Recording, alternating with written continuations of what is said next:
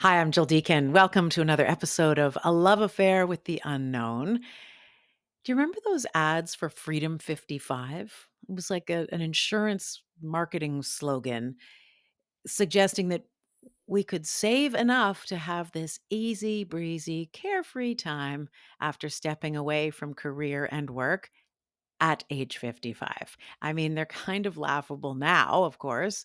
Most people can't afford to retire anywhere close to that age. And also, what is life supposed to look like when work is no longer the centerpiece?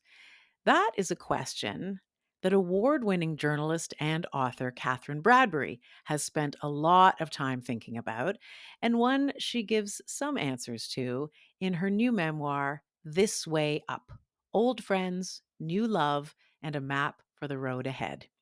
Catherine worked for decades as an editor and manager of some of Canada's largest media outlets, the CBC, Maclean's Magazine, the Toronto Star. I mean, she's got a keen eye for detail on the stuff of real life.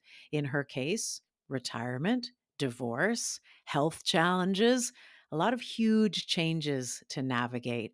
And she lays them all bare for readers on every page of This Way Up, recently published by Viking Books, and in my conversation. Here it is. This is Catherine Bradbury and her love affair with the unknown. Catherine Bradbury, thanks so much for being part of this love affair with the unknown. Great to talk to you Great to today. talk to you, Jill. Thanks for inviting me. I'm I know you're in your house at the moment, but I know from reading your book that just outside in your garden, you and I think you wrote this book in a hut that you had built in the back of your, I should say, small downtown garden. I wanted to start by asking you about the symbolism of that short journey across your yard from your house to your hut, because that hut seemed to represent a lot in your life, in this stage of your life. Yeah, I didn't quite realize how much symbolism it would have. I decided to fix up my really ramshackle backyard um, as a kind of post-retirement thing to do. And I had a really dilapidated work shed, like with a rake and a shovel in it, really nothing else. And the person who was talking about my yard, a good friend, said, "What about that shed?" And you know how something like that, it just started to grip me. I couldn't stop thinking about it. What about that shed? What about that shed? And at the time, my son and his wife and soon to be grandson had moved in with me. And I have tenants in the basement. It was a pretty busy house. And so I thought, and COVID was happening. I thought, I'm going to spend my whole life in my bedroom working and living. And so I decided to build the hut. And I don't think I really understood the significance of it until I was in the middle of it. I mean, first of all, it's very, very obvious in this cheek by jowl urban neighborhood that I live. I mean, it's like, what is that? A writing hut? You're a writer? You're such an important writer that you actually need a hut to write in? Like, it's a bit ridiculous. But you know what? Something about those 33 steps from my house to my hut, it did clear my head to think in a different way and to actually write this book. Mm. And to give yourself permission to do this, that you've managed other writers over your whole career, but you were sort of turning this new page at this, as it were, at this stage of your life. Did you read Michael Pollan's book, by the way, about I can't remember what it's called, but he built a hut in Oh his, God, which he doesn't call a hut. I think his is a lot more swish than yours I sounds. didn't read I don't think his Pollan's roof book, but I leaks, but did read Deborah Levy, who works in she has a I hut. think she calls it a shed. Hut's a bit pretentious, but I think she calls it a shed I in don't think London. hut is pretentious. I think hut is very sounds very modest. There's a chapter in your book called Listless, and you embrace letting go of the list. And you say there's a couple lines I want to quote, not to forge the path, but to follow it. And then you said, if I could do it over again, I'd find a way to do less. And I was also, I mean, just using another symbol conversation here, but because lists really, I think, represent, they're sort of a classic symbol of our attempt to impose order and control over the unknowability of our day or our week or our whatever.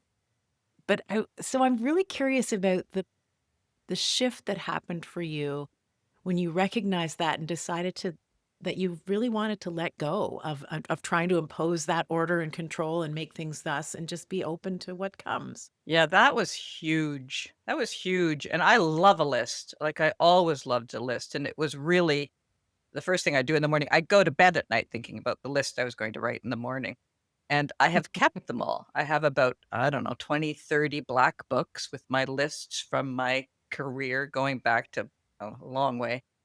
And, oh my god, if you ever look at an old list, it was like I was planning the invasion of Normandy every single day. Like, it was just crazy, the every corner crammed, and I love a geographically organized list, so I had, personal things across the top and boss issues down the right side and long-term things along the bottom and to-dos that day in the middle, and yeah, there was a lot to do.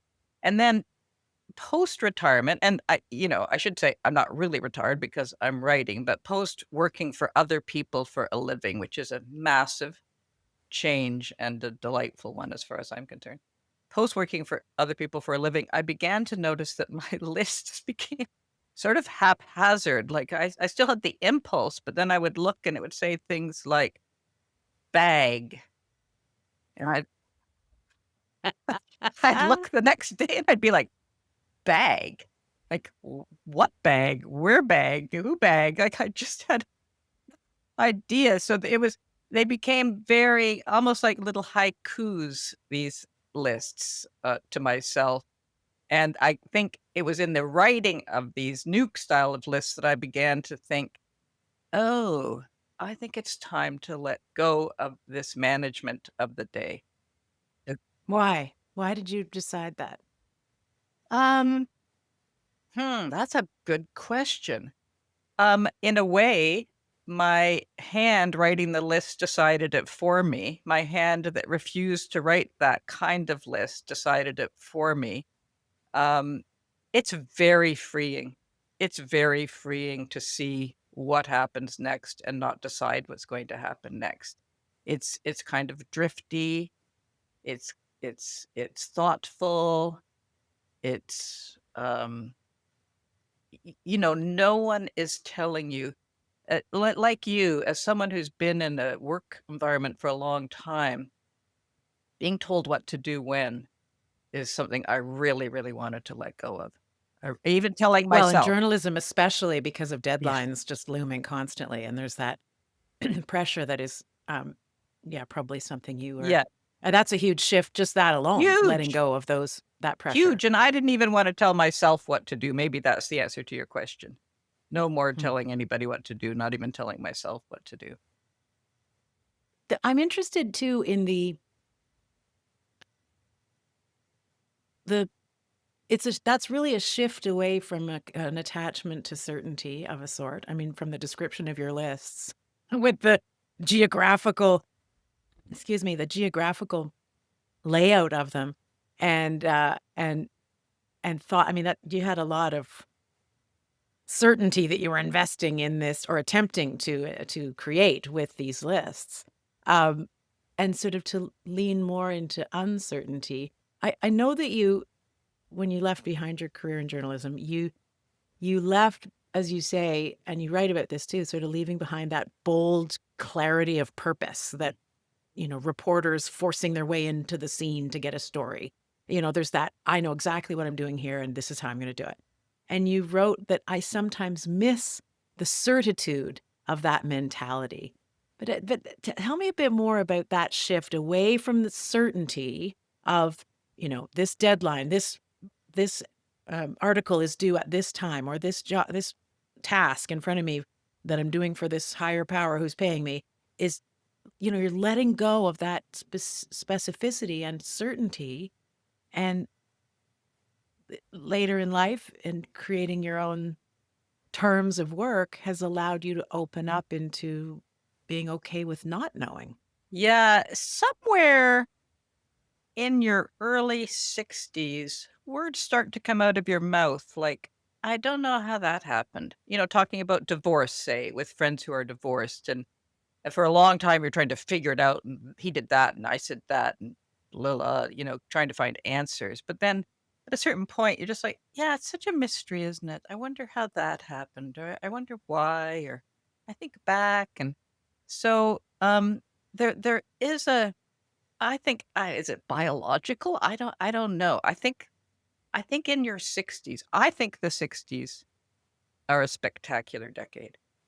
I think that I'm at the end of them now. I just turned 70, but I think that being in your 60s is a very, very fruitful time for thought, for creativity, for change, for openness to change. And in fact, in some of my research for this book, um, the medical science shows that although there are a lot of things that are declining, certainly physically, and certainly speed of thought, and um, uh, an ability to process information really fast and make quick decisions, those things do decline. But your ability to hold disparate thoughts at the same time and to contemplate them and to think expansively about things, that is a physiological change. That's a physiological change at this age, and it continues right until your early 80s. So our brains are getting wiser. They're able to hold opposite points of view without coming down hard on one side or the other. That certitude that this is right and that is wrong. Mhm. Well, maybe both are kind of right and both are kind of wrong. Hmm. Yeah, it's Arthur Brooks calls it talks about crystallized intelligence. We Mhm. start out with fluid intelligence when we're Yeah. younger, and as we age, we drift into crystallized intelligence, which our ability to synthesize and to and yeah, and different things serve us Yes. at that with that different kind of intelligence. We get satisfaction from different We things. do. Yeah. I love his column, by the way. But yeah, absolutely. You also talked about because you mentioned the physical changes as you get older too, and you wrote about that. There's a lot of unknowns certainly baked into the physical side of aging, and our bodies changing in ways we hardly recognize sometimes. The outside's not matching how we feel on the Mhm. inside. But tell me, because you wrote also about what you learned about old body politics and body shaming, because you'd almost internalize some of the what other people say and think about how a body ought to be. And tell me a little bit about that. Well, I'm very grateful and fortunate to have some young women in my life, my own daughter, who's in 31, and my two nieces who are Zeds, who are, I think they're 23 and 21 now. I might have that wrong, but pretty close in there. And we went away on a holiday to Hornby Island. And my niece said to me at one point, Catherine, I feel uncomfortable when you body shame. And I was mortified, as you can imagine. I'm very careful not to shame anybody's body, least of all my nieces or my daughters. Quite the opposite. And so I was preparing this incredibly defensive pose and answer when she said, "Not my body, Aunt Catherine, yours."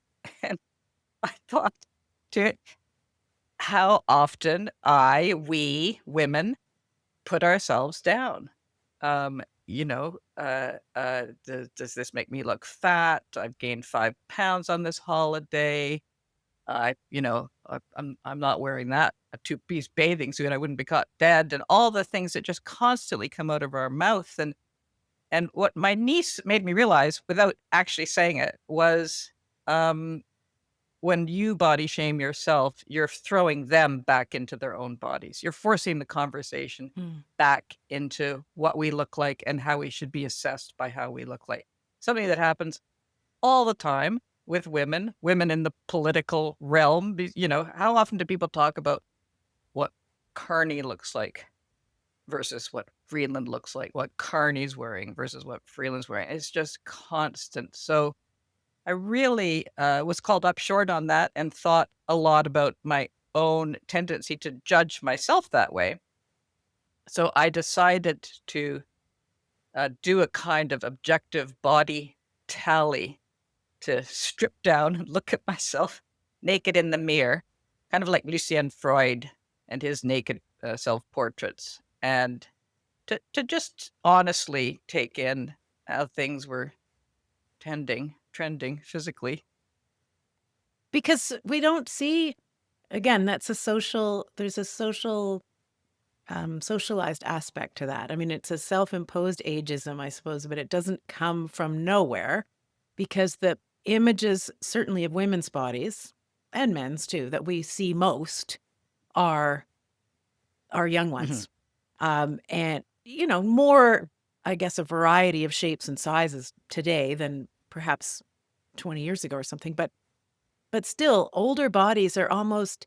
Do you think there's a discomfort almost in society or just generally in our culture anyway, with the unknowns of I don't understand what's happening there, and I don't know why is the body doing that, and it didn't used to do that. And so we don't get it and we're not familiar with it, so we resist it. Yeah, I mean, there is a certain point in your 60s or in my 60s where at the beginning, every day was a new horror, like looking down and thinking like, "Are my toes wrinkled? Like, are those wrinkles on my toes?" Just like, just not being able to believe the onslaught of age almost every day, every week was really horrific. And being so conscious, like, I would never wear a short sleeve skirt or a shirt or, I will not show my knees again. And just all this self censure. And sometimes I would look at older women, maybe 80, who just wear whatever they want and didn't care. And I thought, well, I'll certainly never do that. And then excuse me, it just comes over you. It came over me. It came over me to stop thinking about that, to stop worrying about that. Excuse me. To just embrace myself as I am now physically. It's not always easy. There's still, of course, the moments of horror and self censure, but to really try to um, find some joy. And, I had an aunt who lived to 97. And I remember visiting her in my 50s, and she kept saying, "Oh, you glorious young woman. You're so young." And Mm. thinking, are you crazy? But of course, we're still young compared to that in our 60s. There's a long way to go in Yeah, it's all age. about how you look at Yeah. it, for Yeah. Yeah. sure. You show the messiness of all of I mean, your descriptions of your body tally, but also your the messiness of your own divorce. Your the things weren't the way we often think they might be in retirement. Oh, I'll just put my feet up and sunglasses and lie by the by the pool or just enjoy days in my hut. And your son moves home. Like there's just chaos. There's mess to this stage of life as there is with every other. And it seemed really important to you to lay bare the raw uncertainties of this life stage. Why was that important to you? Um, I think the first thing that really surprised me in when I left work and when I was writing was about my divorce. Just to start there. So I have been divorced for many years.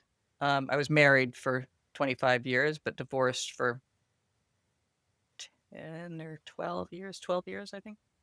And I considered myself divorced. We fully separated. We separated our finances. We divided our assets, all the things you do. But then I realized that I was living the exact same life post divorce as I was when I was married. I kept the house. I kept all my friends. I kept my life. It was very important to me to hold on to all of that. And I really wanted to understand why. Like, what divorce freed me from my husband, but oddly, divorce didn't free me.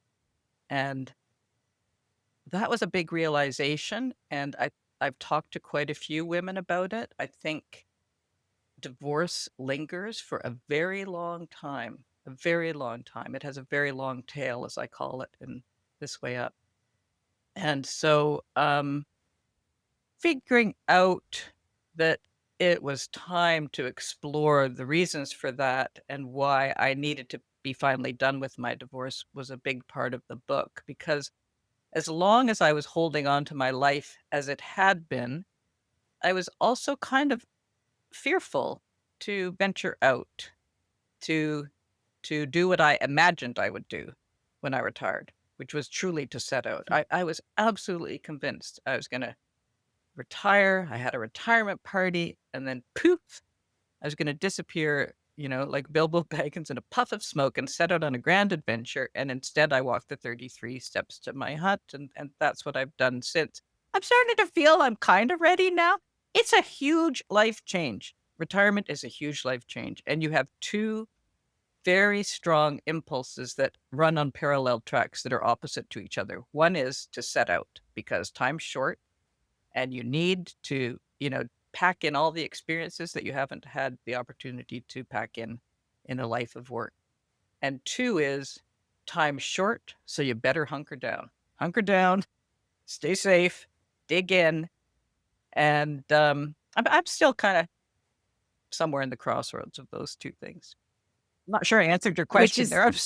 Yeah, no, you did, and it's actually perfect because it reminds me of this image that you describe. You talk about the wisdom that your I believe he was 2-year-old grandson, gives you about that exact, um, state that you describe, that he sort of shows you this important lesson in a way that I'll leave to readers of the book, but how we're always on the threshold of Mhm, something, and we're always in between mhm, things, mhm, which is a lovely, um I mean, I'm a big thinker about, or I think a lot, I should say, about that sitting in uncertainties and mhm, how we can get more comfortable with not knowing where things mhm, go from here. That's why this is called A Love Affair with the Unknown, is mhm. trying to find the beauty in that. And that's exactly it. What your sweet little grandson said is we're right here. We're kind of one foot on this side of the threshold and another foot on that side, and we kind of have to just be okay with that all the All the time. time, and life and death, that's the ultimate threshold that we're always on, really. Yeah, there's a Jungian that, threads through this book, and he said to me recently, "It's a very porous time, this time of life. Never more porous than when we were babies. This openness to, uh whatever's coming at us, and I think that's why, grandparents often connect with their grandchildren, because grandchildren are just in a state of constant awe and wonder and absorbing the world around them, and, suddenly or gradually around this age, you also come back to that kind of openness, only this time around, you hopefully have a fully functioning brain that that can turn it into And can something. take yourself to the bathroom. Yeah, and that can turn it into something creative. I mean, I also think this is a very creative time of life, and science backs that up too. And as you look at what you're doing and writing, and a lot of people um, rediscover something that had maybe shadowed them or been deep inside them for a long time when they get older. That porousness, that openness to what's there. Let's explore it. You a dear friend of yours who is a recurring character in the book, and you write at one point about she's struggling through a very serious cancer, and you say in the context of her liminal state between health and not.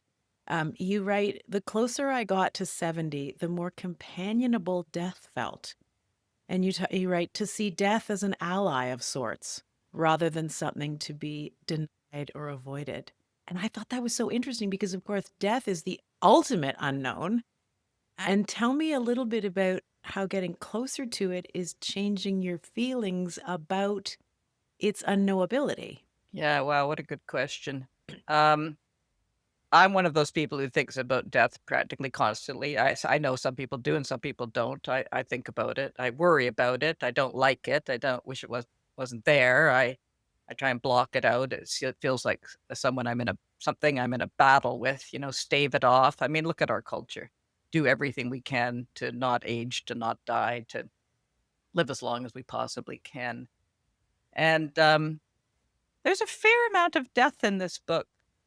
To my surprise, I didn't really a couple of young people are, die or are very ill, and my good friend, um, and I think at this time of life, there's just going to be more death, right? And so, somehow, the closer it came to me, the less embattled I felt with it. I don't know if you've heard that in other conversations, but I just thought, well, it has been there all along. It's here.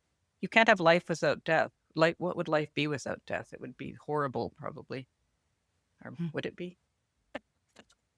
Well, I mean, Oliver Berkman, who's written that book, 4,000 Mhm. Weeks, Great book, yeah. talks about how that's the number roughly, give or take, that any of us can expect to have if we live a quote unquote full life is 4,000 weeks. And so to accept that Mhm. finitude and and see the preciousness of it, which is something, if even if you just look at it that way, is in terms of Yeah. math, you know, if you have any number of if you have a specific number of anything, when you see that the number is getting so much smaller, you accept, I've only got this many, you know, jelly beans left.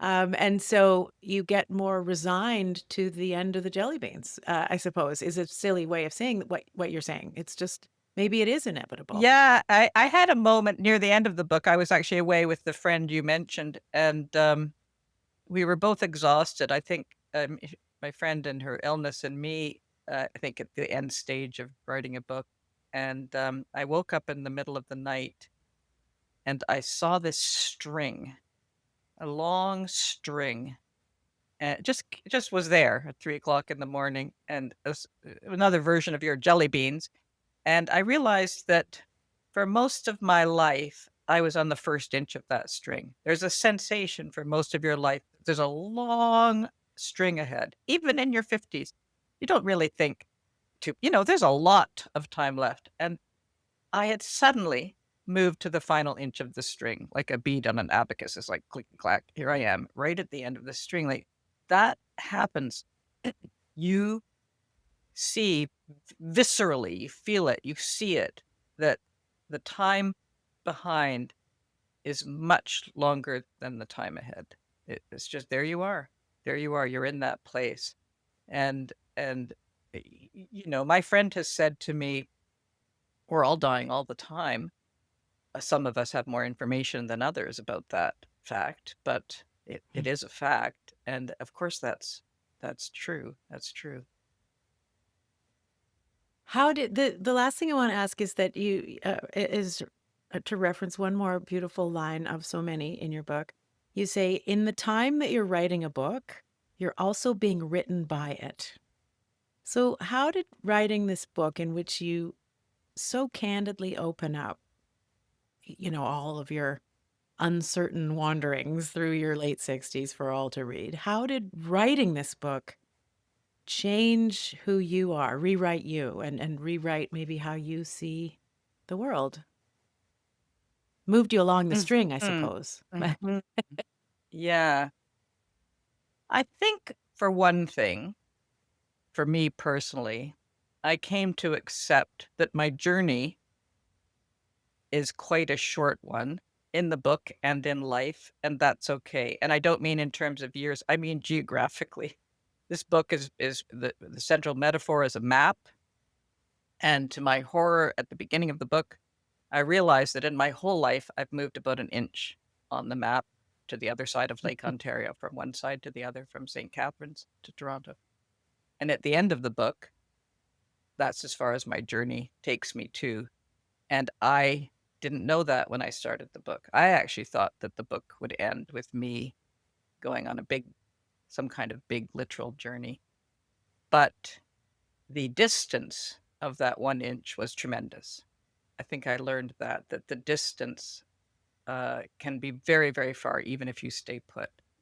And I understood that in a way that I kind of feared at the beginning. Like, "Oh my god, look at me, I haven't moved." And at the end, I was like, "Oh, wow, look at this. Look at how rich this territory is. Look at how much there is to see, so and feel and do." So it did educate me about that. It educated me about my relationships with people because I'm writing about people who are alive, very close people to me, family members, very close friends. Um, and that's a big ask of people you know to, to be written. Be subjects in your Yeah, story. to Mhm. be and I did show unlike my previous book, I did show this book or the parts that people were in to everyone in it because it just felt like that was the right thing to do, and that was an interesting experience because, people had all different reactions. There were some requests for changes. Sometimes the requests for changes were so minuscule and fascinating that I wanted to write about what that revealed about the person, because that's a journalist in me, right? That's the take no prisoners, like, "Here's a new piece of material, like, let's put this in." Um, but it made me really think about what is truth? What Once I put it on the page, I pin it down like a butterfly on a pin. It's like snapping your photograph, taking a screenshot. Well, that's one version of you. That's a version of you smiling or with your head nodded to the side, but there's thousands of other versions of you. But once I put it on the page, there you are. So I learned it educated me about relationships, um, not just with people in my life, but also with the reader, and to be respectful and have good manners toward them and to be kind. Yeah. It's such a pleasure to talk to you, about all this as it was to read about it in This Way Up. Thank you, Catherine, for being part of this love affair with the unknown. Really great to chat. Thank you. I'm so excited for your show. It's just terrific.